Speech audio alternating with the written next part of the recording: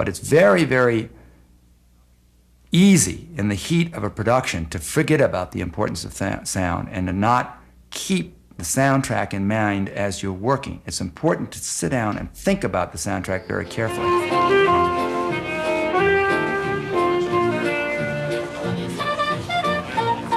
This is the piano that we used in Ashpet. It was one in this parish house already. We didn't want to bring a good one in here because it would be too heavy and too awkward. It's not in tune. And when we actually did the music for the scene in which people danced, the music just sounded horrible. Take one. Okay, music, action. 1, 2, 3, 4.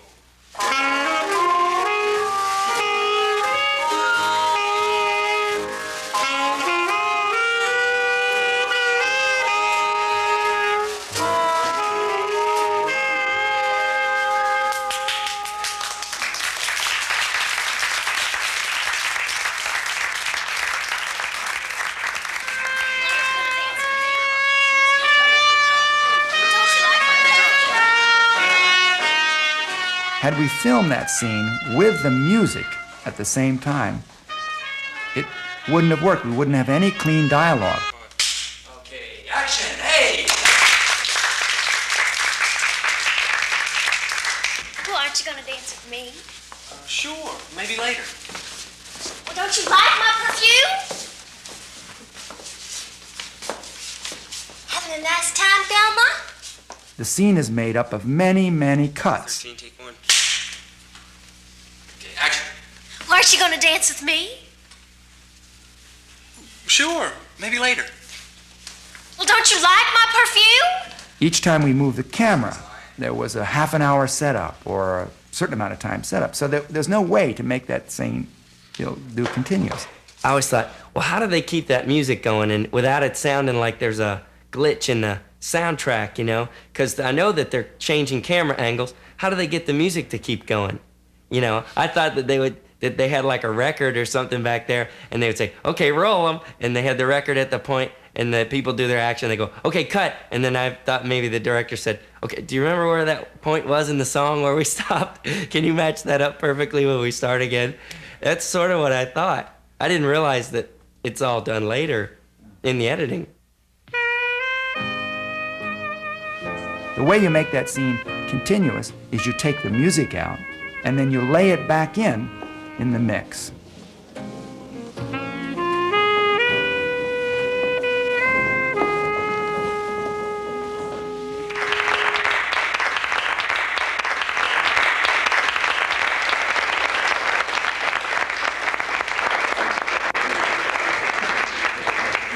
Aren't you gonna dance with me? Oh, sure, maybe later. Don't you like my perfume?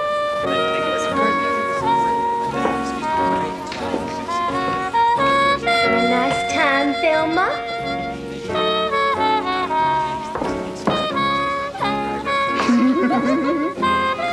Sometimes when you see a screenplay for the first time, you're kind of overwhelmed. How can I do this? There's so many details. It's so big. The way you handle it is you start breaking it down into small units. One of my main interests I've always had is drawing cartoons.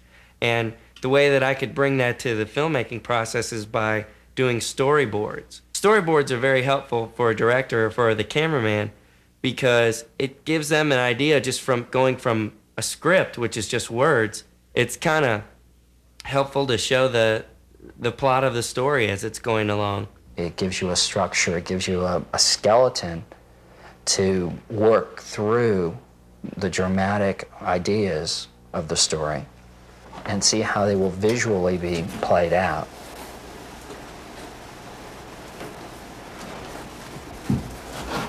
They're a tool to help everyone know where the train's going.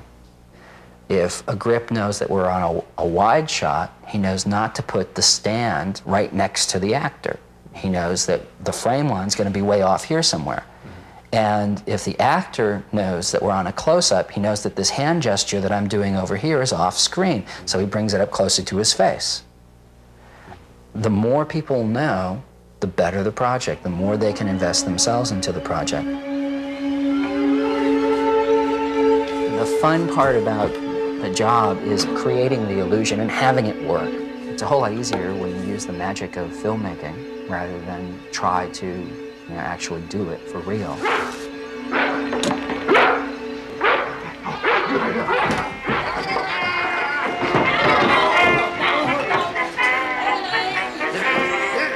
The problem of having reality, of having her actually be above where the witch and giant would be, looking down through the hole, logistically that's a hard way to do it. So instead of doing it that way, we chose to do it where she could stand up and look through the knothole, and we shot the camera at eye level looking at her as if we were looking up. Once it's in that frame, it's whatever the audience perceives it to be, and that's not real. One of the most important things to realize about making films is the kind of freedom you have from time and space. What the camera sees, what's in the frame, is the only thing that's important. What's outside of the frame really isn't very important to the film.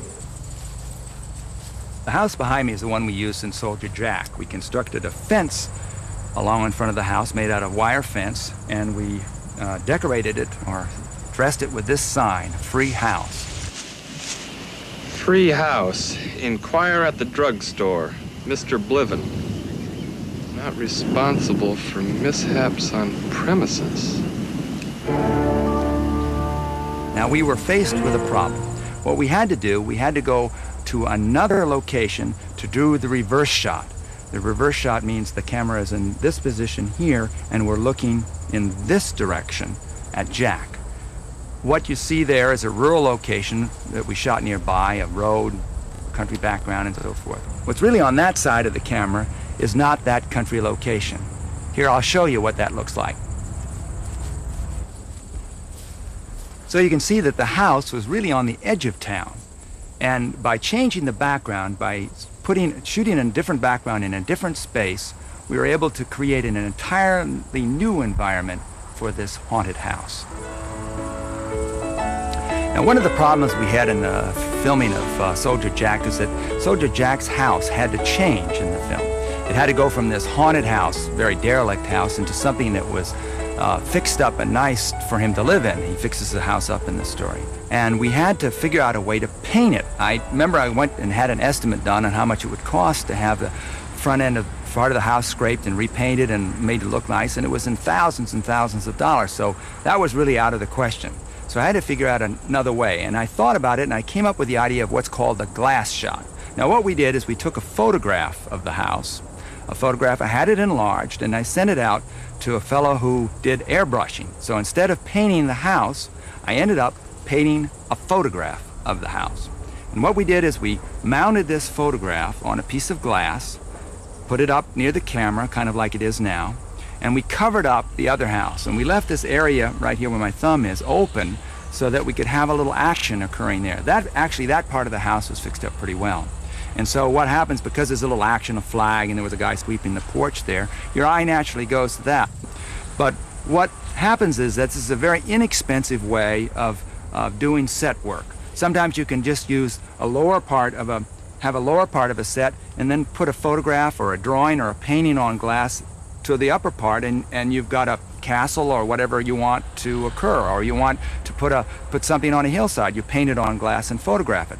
The problem is that the camera can't move very much, and then if the people walk, if you have action in the film, they have to be in areas where you're looking through the glass. Obviously, if a person was to walk like my finger up to the house, they'd cross behind it. As soon as they got behind the picture, you wouldn't see them. But this glass shot, this is the first time we've done it, was a very useful device in Soldier Jack and saved us thousands of dollars.